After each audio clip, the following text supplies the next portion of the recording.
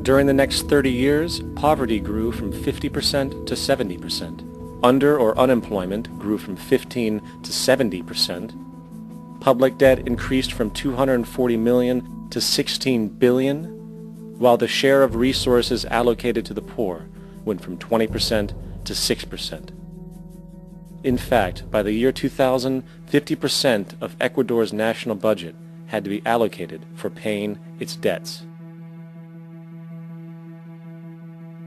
It is important to understand the World Bank is, in fact, a U.S. bank, supporting U.S. interests. For the United States holds veto power over decisions, as it is the largest provider of capital. And where did it get this money? You guessed it. It made it out of thin air through the fractional reserve banking system.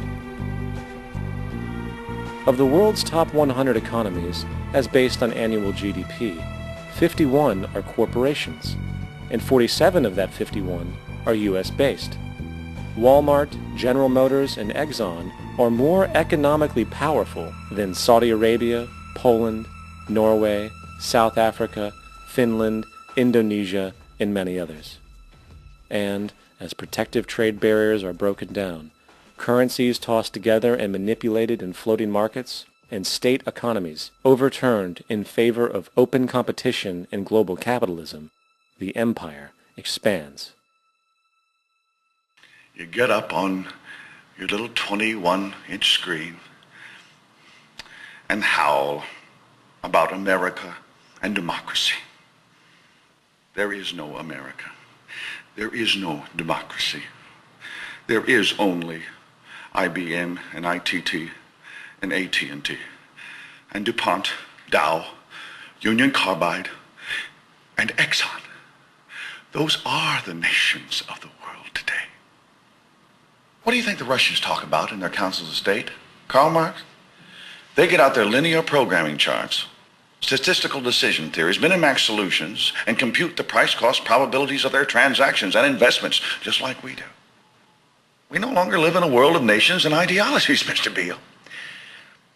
The world is a college of corporations, inexorably determined by the immutable bylaws of business. The world is a business, Mr. Beale.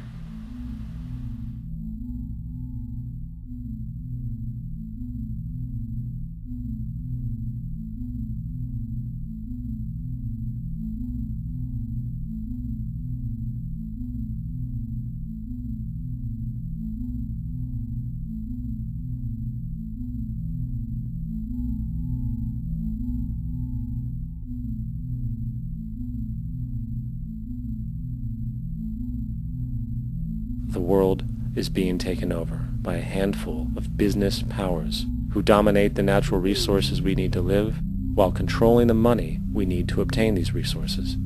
The end result will be world monopoly, based not on human life, but financial and corporate power. And as the inequality grows, naturally more and more people are becoming desperate. So the establishment was forced to come up with a new way to deal with anyone who challenges the system. So they gave birth to the terrorist. The term terrorist is an empty distinction, designed for any person or group who chooses to challenge the establishment. This isn't to be confused with the fictional Al-Qaeda, which was actually the name of a computer database for the US-supported Mujahideen in the 1980s.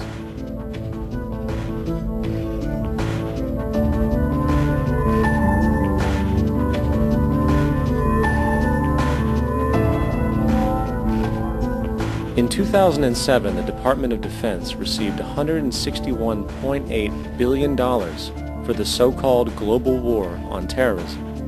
According to the National Counterterrorism Center, in 2004, roughly 2,000 people were killed internationally due to supposed terrorist acts. Of that number, 70 were American. Using this number as a general average, which is extremely generous, it is interesting to note that twice as many people die from peanut allergies a year than from terrorist acts. Concurrently, the leading cause of death in America is coronary heart disease. killing roughly 450,000 each year.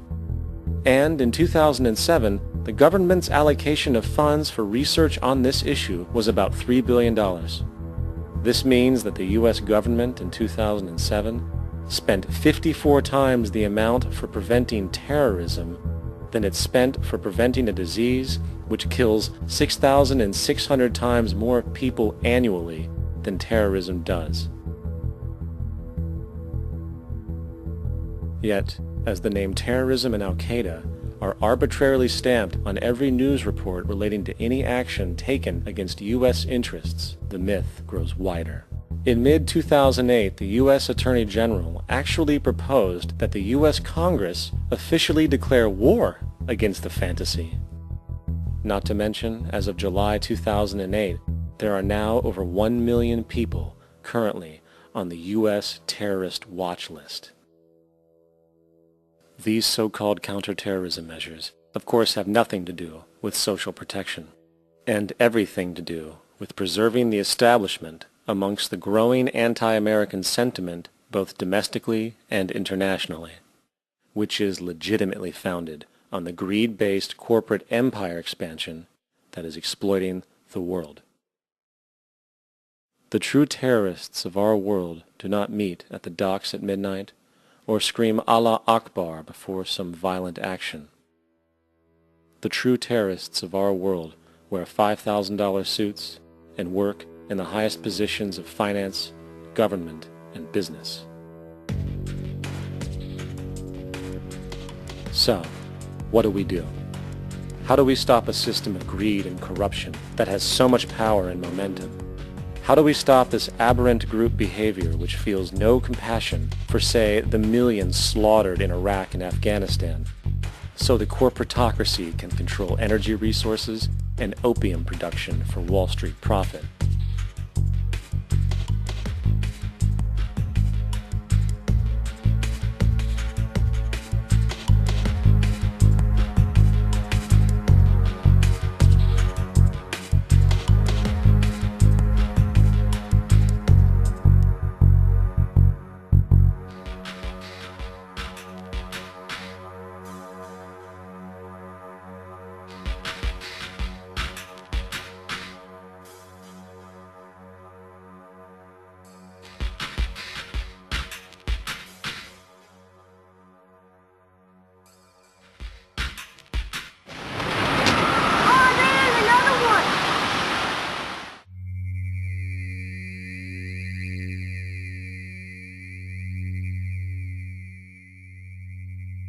How do we stop a system of greed and corruption that condemns poor populations to sweatshop slavery for the benefit of Madison Avenue?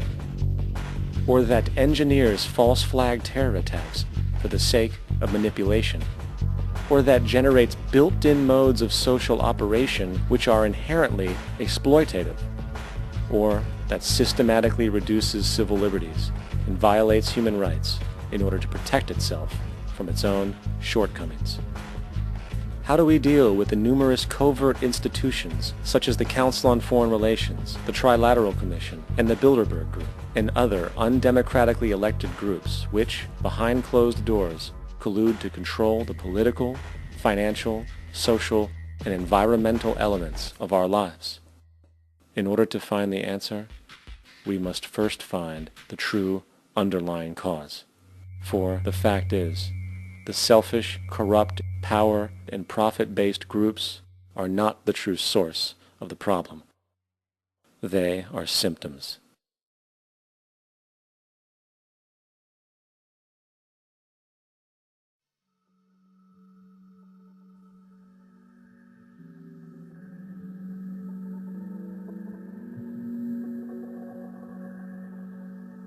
My name is Jock Fresco.